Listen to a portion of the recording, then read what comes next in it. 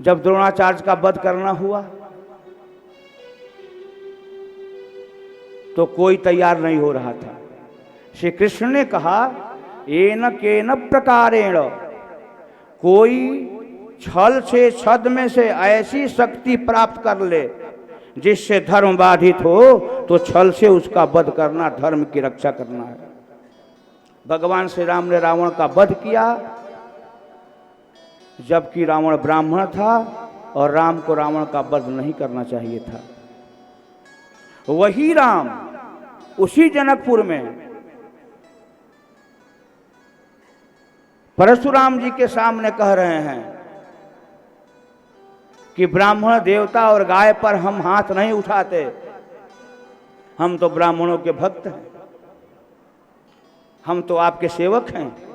उन्होंने बक्सर प्रदेश में भृगु जी की लता लात से बने हुए चिन्ह को दिखाया और दुनिया को प्रमाणित किया कि हम ब्राह्मण के भक्त हैं, क्योंकि हम ब्राह्मण के चरणों को अपने हृदय में रखते हैं। और वही राम जब लंका में गए तो ब्राह्मण रावण का कुल और खानदान स्वाहा करके आए। क्यों? इसलिए करके आए कि जब ब्राह्मण ही धर्म का द्वेषी हो जाए तो जे न के न प्रकारेण उसका वध जरूरी हो जाता है। अर्थात चाहे कितना भी बड़ा क्यों न हो, किसी भी जाति धर्म वर्ग आश्रम और संप्रदाय से क्यों न हो, यदि वह पाप करता है, पाप करवाता है तो वध्य है। आज समाज में यह हो रहा है और इस पर नियंत्रण होना चाहिए। और ये भी बात समझ लीजिए, ऐसी बात नहीं है कि जो लोग ऐसे कर्मों में जाते हैं वे लोग पुण्य करके आते हैं। पाप के उद्देश्य से, पापियों के पैसे से किए गए यज्ञ में जो लोग शरीक होते हैं, जो लोग उसका प्रचार प्रसार करते हैं। आजकल क्या हो गया है, जितनी कथा वाचिका है ना, कथा वाचिकाओं को लोग अपने अपने फेसबुक पर वायरल करते हैं, दबा देते हैं, फलाना देवी चिलाना देवी। अरे महामूर्खों, तुम तो और पाप कर दिए, एक पापी को आगे बढ़ा करके पाप कर दिए। पाप कहना, पाप करना, पाप का सहयोग करना, पाप में सहभागिता, सब बराबर के पापी होते हैं। ये तो वर्तमान संविधान में भी नियम है।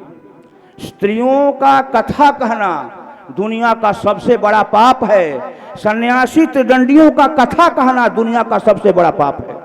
किसी सन्यासी और त्रिदंडी को कथा कहने का अधिकार ही नहीं है। जो कथा कहता है वो महान पापी है। व्यास गद्दी पर बैठने का अधिकार ही नहीं, वो संकल्प लेता है। कथा प्रवचन केवल उपदेश दे सकता है, वो भी कम से कम समय में। कहना, कथा कहने का, तीर्थ करने का, तीर्थ यात्रा करने का, तीर्थ करवाने का अधिकार ही नहीं है, उसका धर्म ही नहीं है। और धर्म व्यक्तिगत होता है, इसलिए इसकी रक्षा करनी चाहिए। सो भगवान ने कहा कि हे पितामह, आपने बहुत बड़ा पाप किया, आपने कौरवों का साथ दे करके, इसलिए 58 दिनों में 108 बाण की सज्जा पर आपने अपने पाप का परिणाम भोगा है। लेकिन साथ साथ कुछ अच्छा काम भी किया है, तो उस अच्छे काम के कारण मैं आ गया हूं आपका कल्याण करने के लिए। प्रत्येक व्यक्ति को सावधान रहना है। इस संसार में ऐसी कोई वस्तु नहीं है जिसे आप लेकर के जाएंगे।